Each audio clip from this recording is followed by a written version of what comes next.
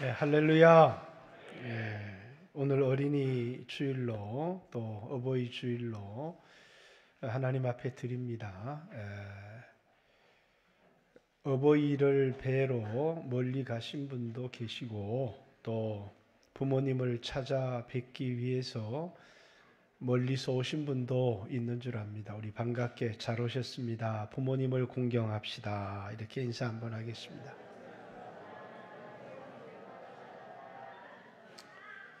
부모님을 공경할 마음이 없는가 봐요. 그죠? 그러면 어린아이는 우리의 보배입니다. 라고 인사 한번 하겠습니다. 예. 어느 교회를 막론하고 소리가 조금 이상해지는데요. 어느 교회를 막론하고 다음 세대 위기를 겪지 않는 교회는 없는 것 같습니다. 오늘도 어린이 주일을 맞이해서 아이들이 성가대석에 앉아서 찬송을 하지만 매년 조금씩 줄어가는 아이들을 보면서 안타까운 마음을 가지고 있습니다. 그러나 하나님이 우리에게 주신 자녀들을 귀중히 여기고 귀중히 여긴다고 해서 하나님보다 더 소중히 여겨서 우상이 되지 않고 하나님이 우리에게 주신 선물로 가장 귀한 선물로 소중히 여겨서 믿음의 자녀들로 하나님을 사랑하고 하나님을 경외하는 믿음의 자녀들로 잘 길렀으면 좋겠습니다.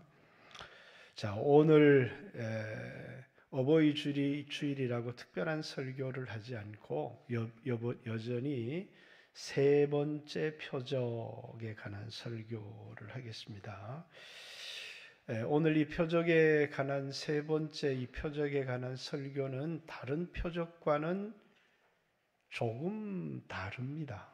다른 표적들은 예수님이 말씀하시면 그 말씀을 믿고 순종했더니 예수님이 하신 말씀이 이루어지는 것을 보고 사람들이 예수님이 누구신 줄을 알고 예수님을 믿었다. 첫 번째 갈릴리 가나 혼인 잔치 가운데서도 예수님 어머니가 무슨 말씀을 하시든지 이해가 되든 이해가 되지 않든 말씀하신 그대로 하라는 말을 듣고 종들이 그 말에 순종을 했더니 물이 변해서 포도주로 바뀌었고 제자들이 이에 예수를 믿으니라 이렇게 기록하고 있고 또 4장에 나와 있는 왕의 신하의 표적도 사람들은 표적을 보기를 원했지만 예수님은 내 아들이 살았다 이렇게 말씀하시고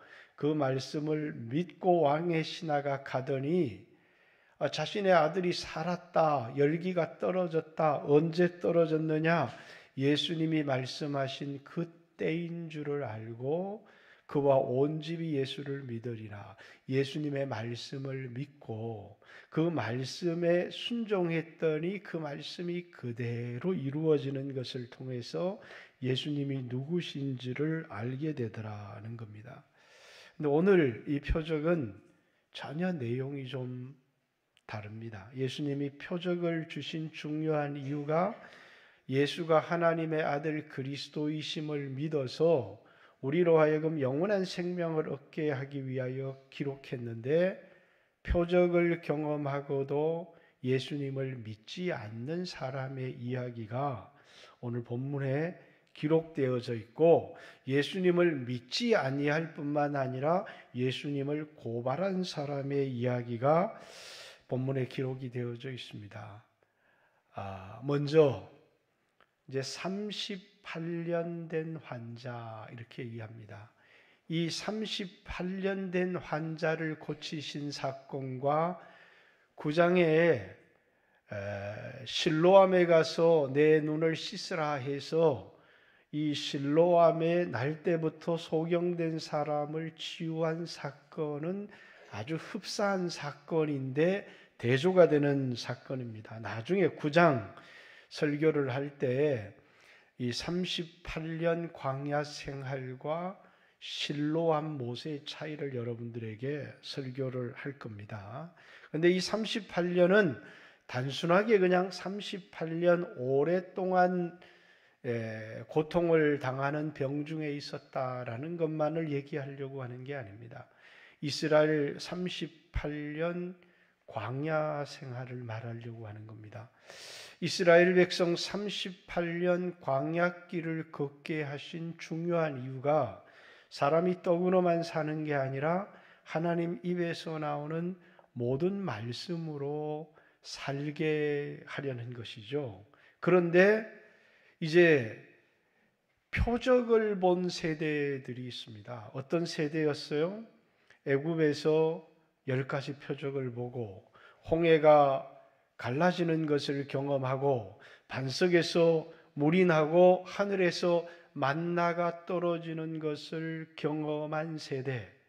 그 세대는 광야에서 다 엎드려졌어요.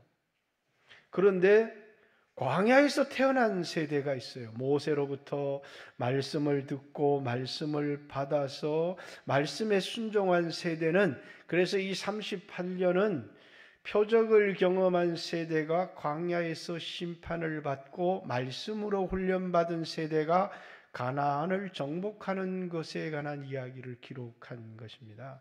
그래서 여기 말씀으로 인하여 예수를 믿는 것과 표적을 보고 예수를 믿는 것에 관한 신앙을 분명하게 우리에게 설명을 하려고 합니다.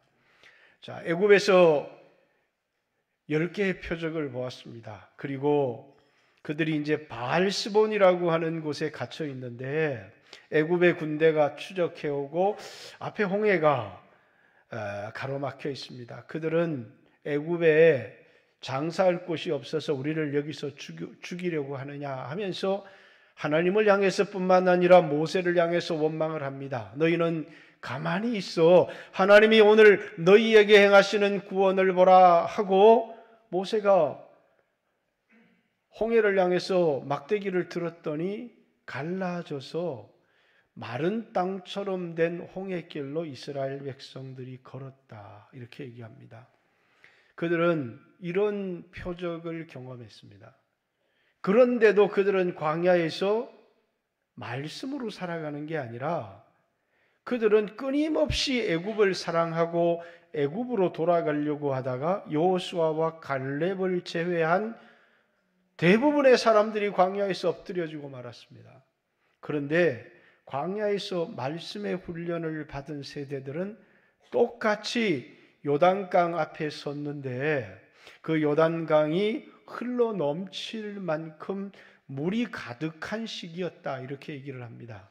그런데 이제 여호수아의 명령을 듣고 벗개를 맨 제사장이 물이 흐르는 마른 땅과 같은 그런 홍해를 건너는 게 아니라 하나님의 말씀에 순종해서 물이 흐르는 요단을 향해서 걸어 들어가기 시작합니다.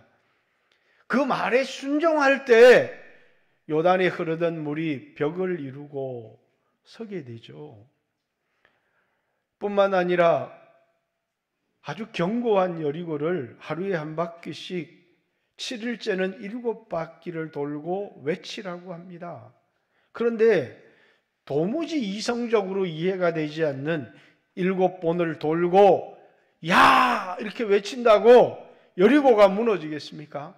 그런데 아무런 불평이 없이 이스라엘 백성들은 말씀에 순종했더니 여리고가 와르르 무너지기 시작했습니다. 말씀으로 살아갔던 세대는 가나안을 정복했고 수없는 표적을 보고 하나님을 믿는다고 했지만 말씀에 순종하지 않는 세대는 광야에서 엎드려졌습니다. 오늘 이 시대를 살아가면서 나는 수없는 표적을 경험했어 라고 생각하면서 자신의 믿음이 좋다라고 생각하는 그리스도인들이 꽤나 이 땅에 많이 있습니다. 표적을 경험한 것이 믿음이 아니다는 거예요. 예수를 믿어서 병을 고친 것도 믿음이 아니다는 거예요. 예수 믿고 병을 고쳤지만 믿음의 삶을 살아가지 못하는 사람들이 너무 많아요. 어떤 사람이 믿음으로 살아가는 사람이냐? 하나님을 믿고 그 말씀에 순종함으로 그 말씀이 성취되어지는 것을 경험하는 사람이 참다운 믿음의 사람이다라는 것입니다. 다시 말해서 이 38년은 이스라엘 백성들로 하여금 표적을 본 세대를 말씀에 순종하는 믿음, 영적인 사람으로 바꾸려고 한 것이 38년의 광야의 삶입니다. 여러분과 저도 세상에 있던 여러분을 불러내어서 끊임없이 우리에게 설교를 듣게 하는 것은 들어주는 것으로 믿음이 아니라 또 기도를 함으로 나에게 이적이 표적이 일어나게 해주십시오라는 게 믿음이 아니라 말씀을 듣고 순종하는 사람이 되게 하는 이 훈련을, 그래서 하나님은 경제적인 어려움도 주시고 질병의 위기도 주시고 그것을 통해서 순종하지 못했던 우리의 삶을 회개하게 하시고 순종을 배우게 하기 위해서 여러분과 저에게도 광야를 경험하게 하시는 것입니다.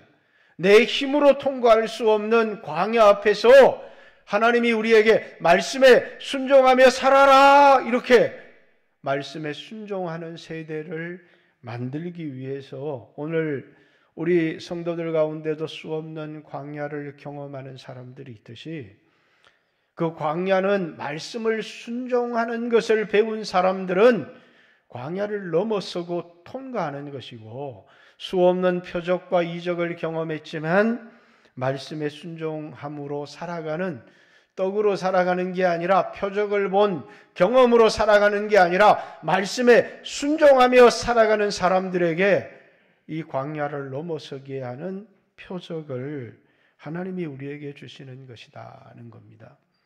예수님은 이 38년 된 베데스다 연못가에 있는 한 자에게 찾아와서 내가 낫고자 하느냐 이렇게 묻습니다. 그럼 뭐라고 대답해야 돼요? 낫고 싶습니다, 이렇게 대답해야 되는데, 이 사람은 예수님을 믿는 것도 아니고 말씀을 믿는 것도 아니에요. 그 당시에 있었던 천사가 이 물에 내려와서 물을 움직일 때 누구든지 제일 먼저 들어가는 사람은 어떤 병에 걸렸든지 낫는다. 여기에 갈로를 이렇게 해놨어요. 그게 하나님 말씀이 아니라 뭐라고요? 그 당시에 사람들이 믿었던 미신 같은 이야기라는 거예요. 근데 이 사람이 뭐라고 대답하느냐면, 물이 동할 때에 여기 이제 햇빛을 인해서 물이 끓어오르는 현상들이 있었던 것 같습니다. 그런데 나를 넣어주는 사람이 없어 내가 그 물에 들어가려고 할 때 다른 사람이 먼저 들어갑니다. 이렇게 내가 낫고 싶습니다, 이렇게 자신의 소원을 얘기하는 게 아니라, 내가 낫지 못하는 38년 동안 이 자리에 있었지만 내가 낫지 못하는 이유들이 내가 들어가려고 할 때 다른 사람들이 먼저 들어가서 내가 낫지 못한 겁니다. 근데 예수님께서 이유도 묻지 않으시고 내 침상을 들고 걸어가라 이렇게 말씀하십니다. 근데 이 사람에게 놀라운 일이 일어났어요. 38년 동안 일어나지 못하던 사람이 침상을 들고 걸어가는 일이 일어난 겁니다. 치유의 역사가 일어났어요. 그랬더니 바리새인들, 유대인들이 이 사람에게 이날은 안식일이었는데 안식일에 침상을 들고 걸어가는 것이 옳지 않다. 그러니까 이 사람이 이렇게 대답을 합니다. 나를 낫게 한 이가 침상을 들고 걸어가라고 했다. 그러니까 너를 낫게 한 사람이 누구냐 이렇게 묻습니다. 이 사람은 뭐라고요? 모른다고 말합니다. 정말 이 사람은 자기가 낳은 것에만 관심이 있지 누가 자기를 낫게 했는지에 대하여는 아무런 관심이 없는 겁니다. 우리에게 보배 같은 자식을 주셨는데 이 자식에게는 너무 관심이 있지만 이 자식을 주신 하나님에 대해서는 아무런 관심이 없는 겁니다. 누가복음 17장에 감사에 대한 교훈을 얘기하면서 예수님이 예루살렘으로 올라가는데 가는 길에 사마리아 부근에서 10명의 문둥병자가 예수님 앞에 나타난 거예요. 예수님, 우리를 긍휼히 여겨주십시오. 불쌍히 여겨주십시오. 그랬더니 예수님께서 너희 몸을 제사장에게 보이고 이제 너희 깨끗한 몸을 제사장에게 보이라. 제사장에게 보이러 가는 길에 그 10명이 다 깨끗함을 받은 겁니다. 이 사람들은 뭐라고요? 문둥병자로 사회로부터 격리되었던 사람인데 제사장이 이제 깨끗하여졌습니다 라고 해야 자기가 사는 사회에 복귀할 수 있을 뿐만 아니라 자신의 가정으로 돌아갈 수 있는 거예요. 가는 길에 자신의 몸이 깨끗해진 것을 알았습니다. 그리고 뭐라고요? 제사장에게 보이고 그리고 아마 그는 자신의 집으로 복귀했을 겁니다.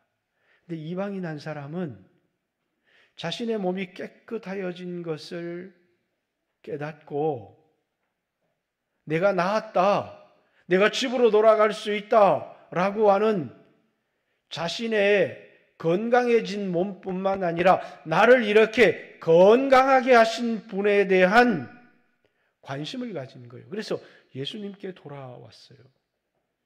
그리고 예수님 앞에 엎드려 감사하는 겁니다. 그럼 예수님께서 당연히 자신을 낫게 해준 그 예수님을 기억하고 감사하는 사람에 대해서 이렇게 잘했다고 칭찬해 주시겠죠? 근데 예수님이 이렇게 물으시는 거예요. 9은 어디 있냐고. 10명 다 나은 게 아니냐? 9은 어디 있느냐? 오늘 어버이 주일입니다. 여러분의 기준에서 어버이는 여러분의 과거입니다. 그죠? 오늘 여러분이 있는 것은 어버이가 있었기 때문입니다. 오늘 어린이 주일입니다. 여러분의 자녀는 여러분을 기준으로 여러분의 미래입니다. 한 분은 여러분의 과거요. 또 한 분은 여러분의 미래입니다. 오늘 내가 있는 이유는, 오늘 한국교회가 있는 이유는, 오늘 이 대한민국이라는 나라가 있는 이유는 우리의 부모님 세대의 수고가 있었기 때문이고 어머니 아버지의 눈물이 있었기 때문이에요. 그런데 뭐라고요? 오늘 우리는 그분들의 희생과 그분들의 수고에 대한 감사와 기억은 없습니다. 오직 나만 있을 뿐인 거예요. 은혜를 망각하고 살아가는 세대. 예수님이 묻는 거예요. 9은 어디 있느냐? 이렇게 오늘 여러분을 향해서 9은 어디 있느냐고. 오늘 여러분이 있는데, 오늘 여러분이 있게 한 부모님이 없었다면, 그 부모님의 희생이 없었다면 오늘 내가 있을 수 있습니까? 특별히 그리스도인들은 하나님의 은혜에 강한 사람이 되어야 되고 나에게 구원을 주신 하나님을 기억해야 하는 겁니다. 성경의 모든 절기들은 유월절 절기, 고난주간 절기, 우리가 말하는 이 성령 강림절뿐만 아니라 우리 추수감사절, 이런 모든 절기들은 뭐예요? 은혜를 생각나게 하고 그 은혜를 기억하게 하기 위한 절기입니다.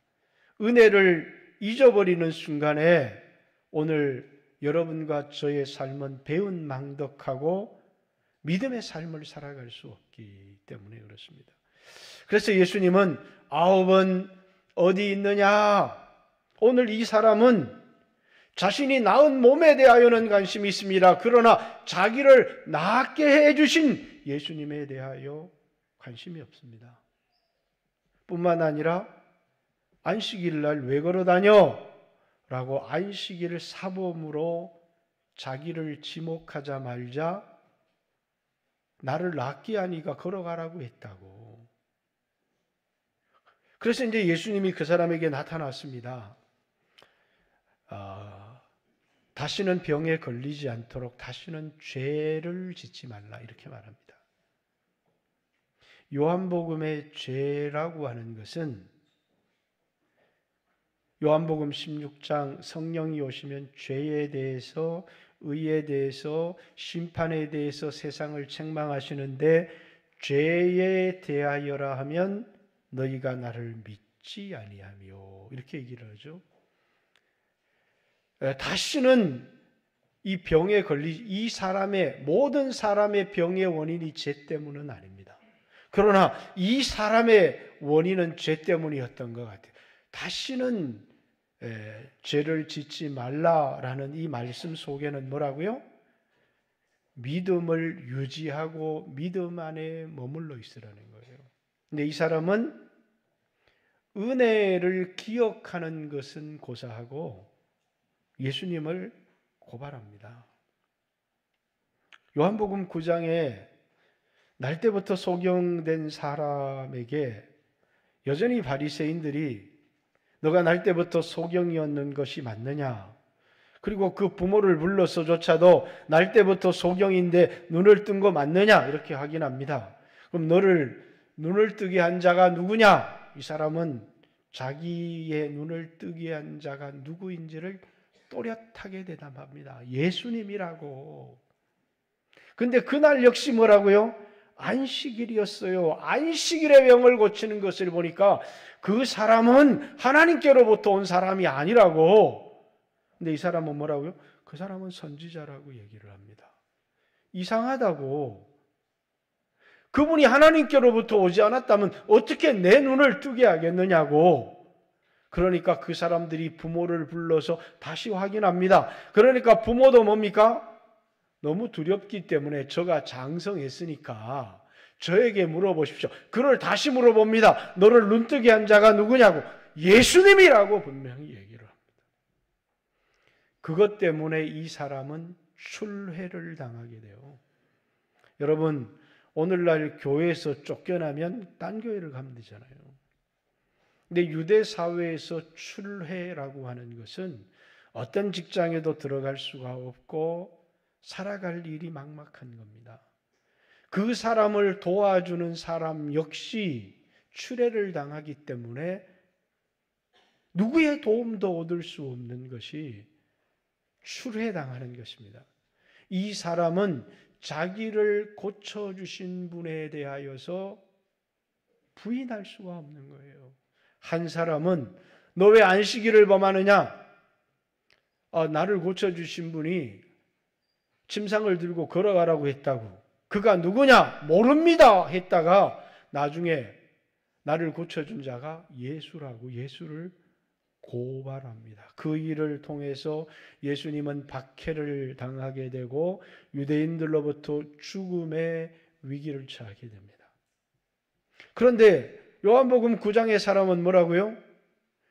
나를 고쳐주신 분이 예수님이라고. 그분은 하나님께로부터 온 사람이라고. 그런 선지자라고.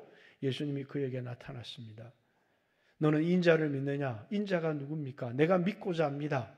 그러면서 예수님이 자신의 정체를 드러냅니다. 이 사람은 자신을 고쳐주신 분에 대한 그분을 인한 핍박을 감수할 뿐만 아니라 그분을 따라가기로 결심합니다. 여러분, 믿음이라고 하는 게 뭘까요? 우리는 수없는 사람들이 예수님이 나를 부자 되게 해주시고 예수님이 나를 건강하게 해주시고 영원히 지옥의 형벌에 떨어질 나를 대신해서 십자가에 죽임, 나 대신 저주를 받으셔서 나에게 죄사함을 주시고 영원한 생명을 주셨는데 나에게 조금만 손해가 되면 계명을 버릴 뿐만 아니라 이 세상 속에서도 내가 예수 믿는 것다는 것조차도 부끄럽게 생각하며 숨기며 살아가는 사람들이 있습니다. 이걸 예수님을 믿는다라고 말할 수 있을까요? 예수님을 믿는다라고 말할 수 있겠느냐? 예수님을 자기를 고쳐주신 분에 대하여서 38년 동안 그 고생하는 질병에서부터 노임을 받도록 했지만, 애굽에서 종살이하던 그들을 해방시켰지만 그것에 대한 어떤 감사도 갖고 있지 못한, 자신들이 낳은 것에 대하여는 감사하지만 자신을 고쳐주신 분에 대한 어떤 관심도, 그분을 위해서 받아야 될 어떤 박해도 희생도 감수하지 않으려고 하는, 이 땅에 수없는 그리스도인들이 예수를 믿어서 내가 무엇을 얻을까를 생각하지만 나를 고쳐주신 그 예수님이 누구신지, 그가 하나님의 아들 그리스도라는 사실을 믿고 따르도록 하는 신앙이 없다는 거예요. 예수 믿어서 내가 무엇을 얻을 수 있을까? 어떤 유익이 있을까? 라고 하는 것도 우리에게 중요하지만 나를 고쳐주신 그분이 누구이신가? 라고 하는 거예요. 예수님이 표적을 행하신 중요한 이유가, 이 외에도 수없는 표적을 행하셨지만 7가지 표적을 행하셨지만 그 표적을 통해서 예수가 하나님의 아들 그리스도라는 사실을 알고 믿어서 영원한 생명을 얻게 하기 위하여 기록을 했는데, 이 사람은 건강을 되찾았지만 그분을 믿어서 영원한 생명을 얻는 일에는 실패했다는 거예요. 10명의 문둥병자 중 9은 건강해졌습니다. 9은 어디 있느냐? 그리고 그 한 사람에게 내 믿음이 너를 구원하였느니라. 진정한 믿음으로 구원을 얻은 사람은 이 한 사람밖에 없다는 거예요. 예수를 믿어서 부자가 될 수도 있고 예수를 믿어 건강할 수 있지만, 오늘 예수를 믿어서 내가 무엇을 얻을까라고 하는 게 아니라 나를 고쳐주신 그분에 대한 관심, 그리고 그분을 따라가는 삶이 믿음의 삶이라는 거예요. 오늘 수없는 노인들은 가장 큰 문제가 소외와 고독이라고 하는 문제입니다. 왜냐하면 우리의 자녀들은 더 이상 그분들을 기억하지 않기 때문이에요. 그분들의 수고에 대하여 감사하지도 않기 때문입니다. 여러분, 이것을 우린 믿음이라고 말할 수 있나요? 믿음은 부모를 공경하는 것입니다. 나에게 오늘 나를 있게 하신 그분을 기억하는 것. 캄보디아 선교 갔을 때도 그런 청년들에게 그런 얘기를 했습니다. 부모를 공경하지 않는 어떤 사람도 어떤 성공을 거둔다고 해도 그 성공은 헛된 성공일 뿐이다. 예수님의 은혜를 기억하고 그분께 감사를 돌리지 않는 어떤 부여도 어떤 성공도 그 성공은 헛된 성공일 뿐입니다. 그런 믿음을 가진 사람이 하나님이 우리에게 주신 자녀들에게 무엇을 물려줄까라는 거예요. 오늘 이 사람은 이 표적을 통해서 진정한 믿음을 갖지를 못했어요. 여러분, 부모님은 우리의 과거라면 다음 세대는 우리의 미래입니다. 무엇을 물려줄까요? 오늘 여러분과 제가 표적을 경험했습니다, 기적을 경험했습니다는 경험을 물려줄까요? 그것이 저 아이들의 인생의 믿음이 될까요? 내가 오늘 어떤 환경, 어떤 형편 가운데 있든지 주님의 말씀을 듣고 순종하고 그 말씀이 내게 이루어지는 것을 통해서, 성경은 하나님의 말씀이고 절대적인 권위를 가진 책이며 그리고 예수 그리스도, 이 성경에 소개한 예수님은 하나님의 아들이라고 하는, 우리 아이들이 예수가 하나님의 아들 그리스도시라는 사실을 믿고 이 예수님을 소개한 이 성경이 하나님의 말씀이라는, 오늘 이 시대는 너무너무 혼란하잖아요. 여러분, 오늘 이 시대에 진정한 믿음의 모델이 있습니까? 우리의 정치판에 지도자의 모델이 있습니까? 오늘 우리는 너무너무 혼란한 시대를 살아가고 있는데, 그 혼란한 시대 가운데 그 누구를 봐도 추종할 만한, 우리가 따를 만한 모델이 될 만한 사람이 없어요. 그럼에도 불구하고 어느 시대보다도 더 미친 듯이 지지하고 따라가는 그런 시대를 우리는 바라봅니다. 여러분, 우리의 자녀들이 누구를 모델을 삼고 누구를 따라가기를 원하십니까?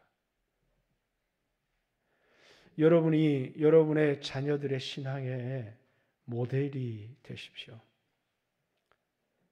어떤 어려움 속에서도 말씀에 순종하고 그 말씀이 이루어지는 경험을 통해서 자녀들에게 성경을 사랑하라. 어떤 사람이 복이 있는 사람이냐? 복이 있는 사람은 이 하나님의 말씀을 묵상하는 자로다. 시편 1편 2절에 악인의 꾀를 쫓지 아니하고 죄인의 길에 서지 아니하고 오만한 자의 자리에 앉지 아니하고 오직 여호와의 율법을 즐거워함으로, 성경을 즐거워함으로, 하나님의 말씀을 사랑함으로, 주야로 그 말씀을 묵상하는 사람이 복이 있는 자로다. 어떤 사람이 형통한 사람이냐? 이 율법책을 내 입에서 떠나지 말게 하며 그것을 주야로 묵상해서 그 가운데 기록한 대로 다 지켜야 하라. 그리하면 내가 형통하리라, 내가 승리하리라 라고 모세가 자신의 삶을 통해서 여호수아에게 본을 보여주었던 것처럼, 오늘 우리 영광교회 성도들이 우리의 자녀들에게 줄 수 있는 가장 큰 어린이날의 선물이 뭘까요? 말씀에 순종하는 믿음의 모델이 되어주는, 로봇을 사주고 자녀들의 소원을 다 들어주는 그 부모가 진정한 자녀에게 좋은 선물을 주는 그런 부모일까요? 어떤 자녀가 훌륭한 자녀일까요? 많은 돈을 가져다 준다고 훌륭한 자녀가 될 수 있을까요? 외롭지 않도록, 소외되지 않도록 살펴주고 부모님의 수고와 그분들의 희생을 기억하는 사람들이 진정한 자녀가 아닐까요? 진정한 부모는 자녀들에게 참된 믿음을 물려주는 사람이 아닐까요? 우리 영광교회 성도들은 이 광야길을 통해서 우리 무엇을 배워야 될까요? 38년의 광야길을 걸었지만 여전히 말씀으로 살아가지 못하는 세대, 여전히 표적을 구하고 눈에 보이는 것을 구하지만 예수님을 고발하고 자신에게 손해가 된다고, 말씀에 순종하려고 하니까 치러야 될 대가를 치르지 못하는, 예수님 때문에 찾아오는 박해를, 그 조그만한 손해조차도 감수하고 싶지 않은, 오늘 38년 된 병에서 노임받게 했지만 누가 자기를 낫게 했는지, 그 자기를 낫게 해준 이가 자기가 찾아서 안 것도 아니고 예수님이 찾아와서 예수라는 사실을 알려주었을 때 그 예수를 고발하는 이 사람이 우리의 믿음의 모델이 될 수 있을까요? 아니면 요한복음 9장에 거지의 생활에서 해방되었습니다. 그래서 이제 가족의 품으로 돌아가고 싶고 이제는 사회의 일원으로 살아가고 싶은데 자기를 낫게 해준 이를 배반할 수가 없습니다. 수없는 지도자들의 협박 속에도 예수님에 대한 믿음을 지키다가 유대 사회 속에 출회를 당한 사람. 이 사람이 우리가 걸어야 될 진정한 믿음의 모델일까요? 사랑하는 성도 여러분, 우리 영광교회 모든 성도들은 은혜를 기억하는 사람, 십자가의 은혜를 기억하는 사람, 그 은혜를 내게 베풀기 위해서 십자가에 돌아가신 예수님을 기억하고 오늘 나의 삶을 있게 한 부모님의 은혜를 기억합시다.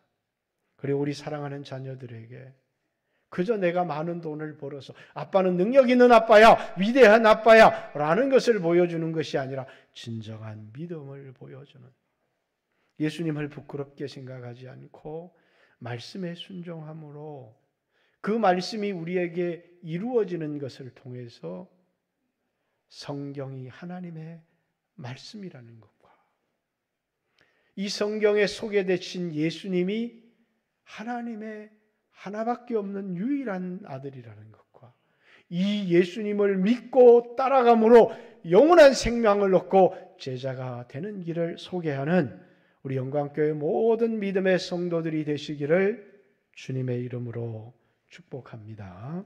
같이 한번 하나님 앞에 조용히 한번 기도할까요? 나는 어떤 사람입니까?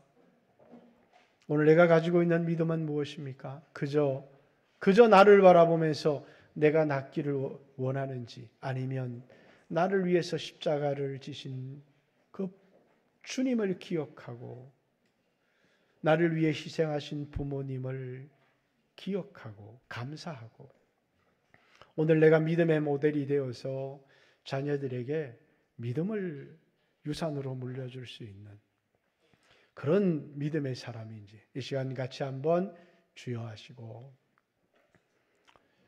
주님 우리에게 참된 믿음을 주십시오. 믿음으로 살아갈 수 있게 해 주십시오.